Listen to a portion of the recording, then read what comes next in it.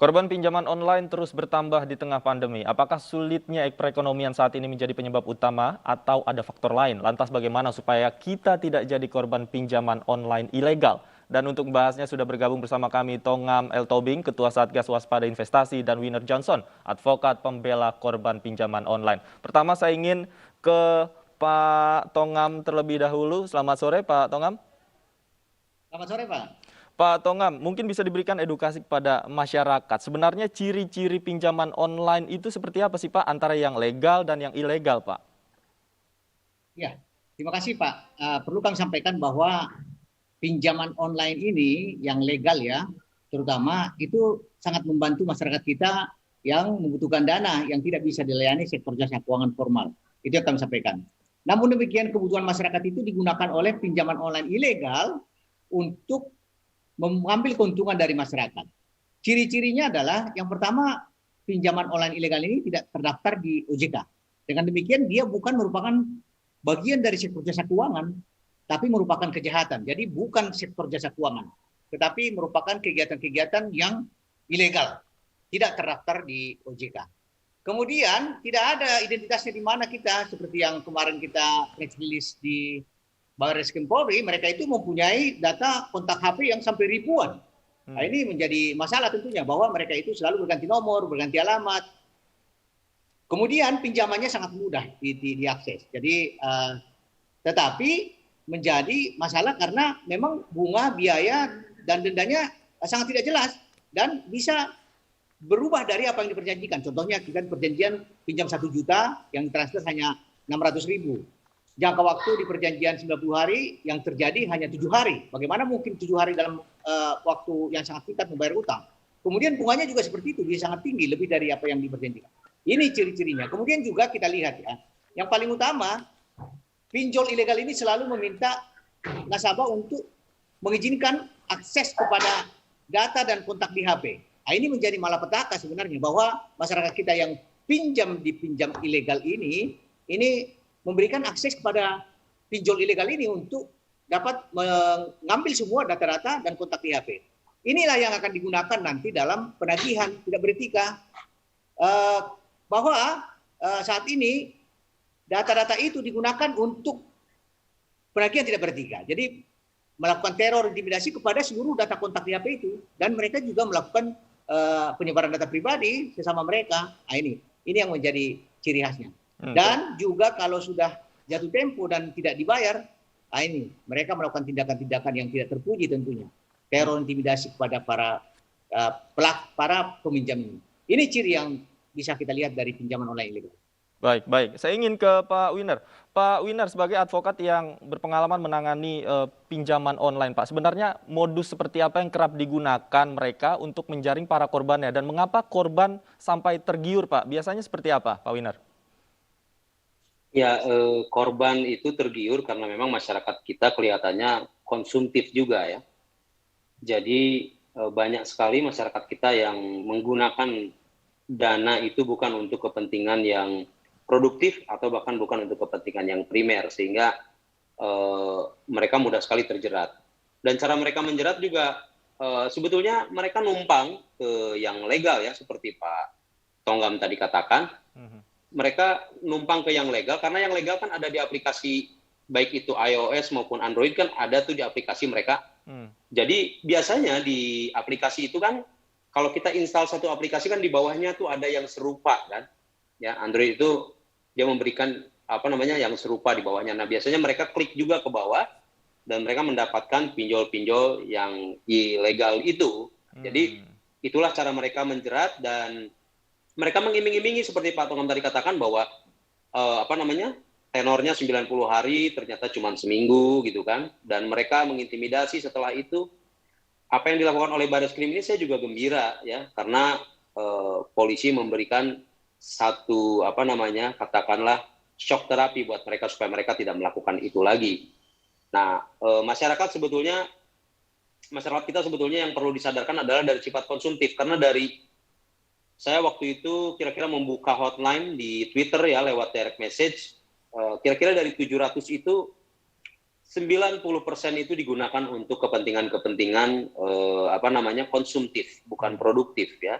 Ada yang cuma untuk nambah-nambah beli handphone, ada yang mau beli baju, ada yang seterusnya. Hanya sedikit saja yang dipakai untuk, katakanlah ketika kepepet, ada orang tua sakit dan sebagainya.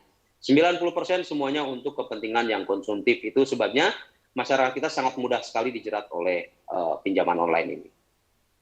Baik. Kemudian berapa Pak nilai penipuan yang paling besar yang pernah Anda tangani korban itu berapa Pak?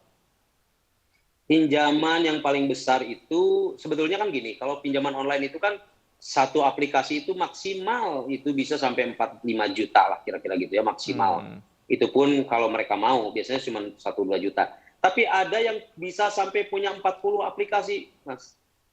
40 aplikasi pinjaman online? 40 aplikasi pinjaman online kali 4 tentu itu sudah jadi 160 juta. Dan itu dilakukan, saya pikir tadinya 160 juta itu dia dapat uang itu. Ya kalau 160 juta dengan resiko itu menurut saya ya nggak apa-apa. Tapi ternyata mereka melakukan gali lubang tutup lubang. Pinjam dari pinjol satu untuk menutup pinjol yang lain, menutup lagi sampai akhirnya mereka tidak bisa mengendalikannya. Sampai akhirnya mereka punya hutang di 40 aplikasi pinjol. Dan itu ya sudahlah, itu sudah pasti mereka akan menjadi target dari pinjol itu untuk dipermalukan dan seterusnya. Nah ini menarik ini, saya ingin kembali ke Pak Tongam. Pak Tongam, tadi ada sampai 40 aplikasi yang dimiliki oleh seseorang. Memangnya ada berapa aplikasi pinjaman online ilegal yang saat ini sudah diketahui oleh Satgas, Pak Tongam? Ya, terima kasih. Apa yang dikatakan Pak Winner Johnson sangat tepat sebenarnya. Jadi konsumtif masyarakat itu perilaku yang memang membuat banyak yang terjebak, kemudian juga sistem gali lubang tutup lubang. Nah saat ini Satgas Waspada Investasi telah melakukan penghentian kegiatan 3.365 yang ilegal. Sementara yang legal saat ini ada 121. Nah, bisa kita lihat bagaimana besarnya mereka itu melakukan penipuan kepada masyarakat kita. Nah, tetapi ini juga menjadi perhatian kita bahwa kita blokir hari ini, bisa saja dia berganti nama, kemudian bikin baru lagi. Ini bisa kita lihat kenapa tetap marak dari dua sisi tentunya. Dari sisi pinjolnya, pelakunya, dan tentu kita lihat dari sisi masyarakatnya. Dari sisi pinjol, kita lihat saat ini dengan kemajuan teknologi informasi yang memudahkan orang membuat aplikasi, situs web, kemudian mengirim SMS untuk menawarkan, ada link di sana. Ini menjadi penyebab utama yang menyebabkan sehingga banyak penawaran-penawaran pinjol ilegal. Kemudian juga kita lihat banyak juga servernya ada di luar negeri, di sini hanya operatornya. Nah, ini merupakan suatu hal yang memang sangat sulit kita berantas. Kemudian dari sisi masyarakat tadi, tingkat literasi masyarakat tadi sejalan dengan Pak Winner tadi bahwa memang masyarakat kita perlu kita didik. Jadi mereka harusnya sebelum pinjam mengecek dulu legalitasnya dan juga penggunanya juga harus cerdas meminjam. Kemudian tadi juga Pak Winner mengatakan banyak yang melakukan gali lubang tutup lubang. Bahkan ada satu peminjam yang meminjam di 141 pinjaman online ilegal. Nah, ini sangat membahayakan. Padahal dia nggak menikmati semuanya itu enggak. Pengaduan ke kami. Jadi mereka ini juga mafia. Artinya kalau kita di pinjol A, mereka akan pura-pura baik. Pak, Bu, top up saja. Atau Pak, Bu, pinjam di pinjol B ya. Nah, seperti itu. Nah, ini yang menjadi perhatian masyarakat. Harusnya kita didik masyarakat kita memang kalau tidak mampu bayar pada pinjaman yang pertama, jangan coba-coba lagi meminjam untuk menutup pinjaman lama. Tadi istilah Pak Winner dari lubang tutup lubang tadi. Nah, ini yang perlu kita edukasi. Agar tidak gali lubang tutup lubang ya. Baik, Pak Tongam dan Pak Winner ditahan sebentar, kita memiliki informasi terkait itu. Pemirsa, sebelumnya 2 orang guru asal Malang, Jawa Timur dan Semarang, Jawa Tengah menjadi korban pinjaman online. Utang membengkak berkali-kali lipat hingga menderita depresi dan nyaris bunuh diri karena diteror penagih hutang.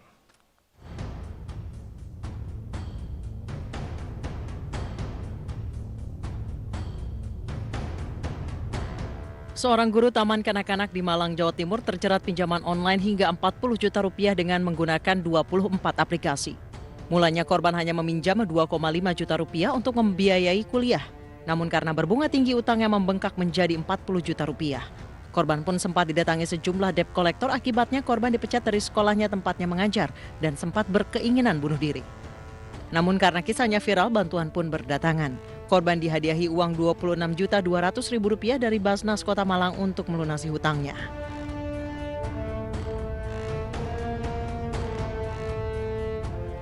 Tak kuat terlilit utang pinjaman online, Afifah Muflihati, seorang guru honorer di Semarang, Jawa Tengah, akhirnya menempuh jalur hukum. Afifah mengaku tidak kuat dengan teror yang diterima lewat pesan singkat dan media sosial dari para penagih utang. Kasus ini bermula saat Afifah mengajukan pinjaman 5 juta rupiah kepada sebuah akun pinjaman online. Selang beberapa hari pinjaman tersebut langsung cair, namun hanya berjumlah 3,7 juta rupiah dengan tempo pengembalian 5 hari. Singkat cerita, karena tidak mampu membayar, Afifah meminjam uang lagi ke akun pinjaman online-nya. Tak terasa bunga pinjaman membengkak menjadi total 206 juta rupiah. Tim Liputan iNews melaporkan.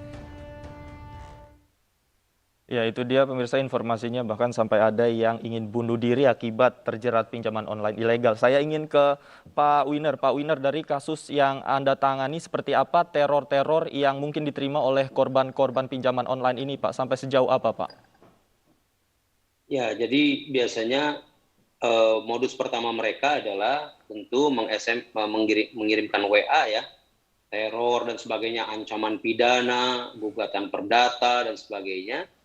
Tapi itu kan sebetulnya tidak akan mereka lakukan karena mereka tahu bahwa pidana tidak mungkin karena itu ilegal, dan juga kalaupun bisa ya mereka sudah pernah bayar jadi pidananya hilang. Kalau perdata dengan jumlah uang 3 juta, mereka mau bayar lawyer, mau gugat, gimana caranya. Jadi kemungkinan itu adalah teror pertama. Teror yang kedua adalah mereka membuatkan grup WA.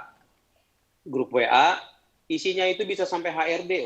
Jadi HRD-nya mereka digabungkan di grup WA itu, kemudian bahkan ada yang gagal kawin karena calon mertuanya dimasukkan di grup WA itu.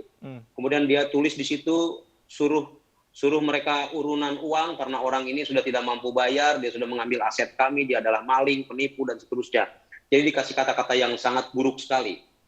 Bukan hanya itu, mereka juga masuk ke akun sosial media. Mereka cek sosial medianya di mana, kalau ada Facebook, mereka ambil gambar-gambar di Facebook, mereka buat kolase, kemudian mereka gabungkan, jadi ditulis di situ keluarga maling, dan seterusnya. Seperti kasus yang ditangani oleh Bareskrim ini, mempermalukan. Sampai terakhir mereka kemudian merekayasa gambar, kemudian diberi caption yang buruk. Kalau laki-laki diberi caption apa, kalau perempuan diberi caption yang juga sangat merendahkan sekali. Jadi itu modus intimidasi mereka.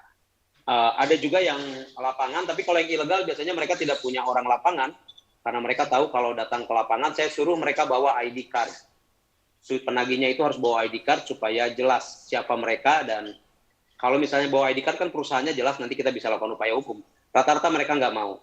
Nah, kalau yang legal biasanya mereka ada juga timnya yang penagih, dan mereka bawa ID card lengkap sehingga kita bisa tahu dari mana orang ini datang. Tapi itu cara-cara mereka biasanya dalam mempermalukan nasabah. Mereka sampai yang tadi itu membuat gambar-gambar yang tidak senonoh untuk mempermalukan. Dan bersyukur Bareskrim sudah berhasil membekuk salah satu dari mereka. Baik. Saya ingin ke Pak Tongam. Pak Tongam, seperti yang dikatakan Pak Winer tadi, bentuk intimidasinya ini tidak bisa dianggap remeh, bahkan sampai mungkin mempengaruhi psikologis dari korbannya. Nah, jika korban-korban serupa ini ingin mengadu, kemudian ingin meminta pertolongan, apakah ada website mungkin kontak yang bisa dihubungi, dan bagaimana caranya, Pak Tongam? Ya, kita tentunya tidak mentolerir tindakan teror, intimidasi, pelecehan, dan penistaan seperti ini. Tentunya ini merupakan tindak pidana. Oleh karena itu kami mendorong kepada masyarakat yang mengalami teror, intimidasi, pelecehan agar segera lapor polisi. Karena memang sarana di sana akan menjadi tempat yang tepat untuk melakukan penegakan hukum. Seperti yang kemarin juga kita lakukan press release di Bareskrim Polri. Nah, ini semakin banyak orang yang akan melapor, tentu semakin banyak pelaku yang tertangkap, dan ini memberikan efek jerak kepada pelaku dan pelaku lainnya untuk tidak melakukan kegiatan pinjol ilegal. Oleh karena itu masyarakat jangan ragu lapor ke polisi apabila mengalami kerugian atau teror intimidasi dari pinjol ilegal ini. Meskipun ada ancaman, misalnya korban ini diancam akan dipidanakan jika tidak membayar hutangnya, itu tidak perlu takut masyarakat? Ya, seperti dikatakan Pak Wina tadi, itu tidak mungkin. Itu ancaman-ancaman yang memang tidak akan terbukti. Hanya saja memang yang paling mengerikan adalah mereka itu membuat grup WA, di mana di sana juga ada tadi pimpinan perusahaan dia, ada keluarga dia, ada mertua dia. Nah, ini yang menjadi masalah. Tetapi itu dasarnya adalah dari tadi, pada saat mereka download aplikasi, mereka mengizinkan semua data kontak di HP itu. Oleh karena itu, kita yang tidak tahu apa-apa juga dapat teror. Si A menipu kami, merampok kami, Anda dibuat sebagai penjamin di sana. Nah, ini menjadi masalah juga. Jadi para peminjam ini juga harusnya sadar bahwa di samping mereka kena teror, orang lain yang ada semua di kontak HP-nya yang tidak ada kaitannya juga kena teror. Oleh karena itu perlu lebih waspada agar jangan memberikan akses kontak HP dan data di HP kepada siapapun, termasuk pinjol ilegal. Baik, terakhir saya ingin ke Pak Winner, dari pengalaman Anda menangani kasus-kasus ini mungkin ada sesuatu yang bisa dibagikan kepada masyarakat agar tidak terjerat masalah serupa, Pak Winner. Ya, tadi seperti disampaikan oleh Pak Tonggam, jangan dikasih akses ya untuk kontak dan seterusnya. Kalau yang kedua sih, kalau yang paling penting sih bagi saya, usahakan jangan pinjam lah ke pinjol. Cukupkan dengan apa yang ada, coba dulu dengan segala cara-cara yang lebih baik daripada pinjam ke pinjol gitu kan. Prinsip saya adalah cukupkan dengan apa yang ada pada kita. Itu saya rasa masyarakat harus diberikan edukasi yang seperti itu. Lalu yang selanjutnya saya juga punya saran sebetulnya lebih ke Kemenkominfo. Ya, mungkin nanti OJK bisa bekerja sama dengan Kemenkominfo. Kemenkominfo itu kan kalau dia memblokir situs porno, situs judi itu bisa cepat sekali, bahkan sampai jutaan situs bisa diblokir. Hari ini situsnya muncul, besok bisa diblokir tuh oleh Kemenkominfo. Lakukan hal yang sama dengan aplikasi pinjol menurut saya. Kemenkominfo itu kan punya alatnya gitu. Kalau OJK saya rasa juga tentu punya keterbatasan, tapi Kemenkominfo saya rasa kalau kerjasamanya bagus, Kemenkominfonya sungguh-sungguh, saya rasa itu bisa dilakukan. Itu saya rasa harus dihalangi betul itu pinjol ilegal itu. Kalau yang legal kan ada OJK sebagai otoritas yang bisa melakukan sesuatu kalau mereka melakukan pelanggaran. Baik. Itu menurut saya. Baik, dari sisi pemerintah juga harus diblokir aplikasi-aplikasi ilegal ini. Kemudian dari sisi masyarakat juga agar tidak mudah tergiur dan harus berani untuk melaporkan jika memang menjadi korban pinjaman online ilegal. Terima kasih sekali lagi Pak Winner Johnson dan Pak Tonggam Tobing sudah bergabung bersama kami. Mudah-mudahan pesannya sampai pada masyarakat iNews Sore. Terima kasih, selamat sore.